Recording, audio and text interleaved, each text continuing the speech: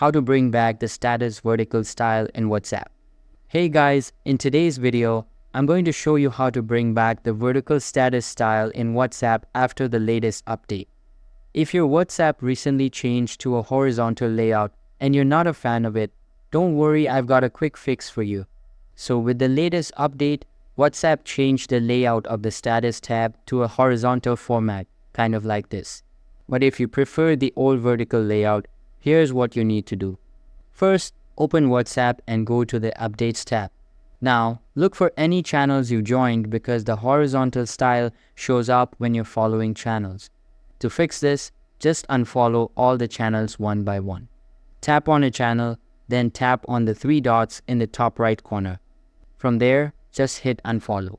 Repeat this step for every channel you're following. Once you unfollow all of them, your WhatsApp status section will automatically switch back to the vertical layout just like before. And that's it. Super simple and quick. Now, keep in mind if you decide to follow any channels again in the future, it will switch back to the horizontal view. So that's how you can easily bring back the vertical layout in WhatsApp. If you found this video helpful, don't forget to like, share, and subscribe to the channel for more tips. Drop any questions you have down in the comments. Thanks for watching.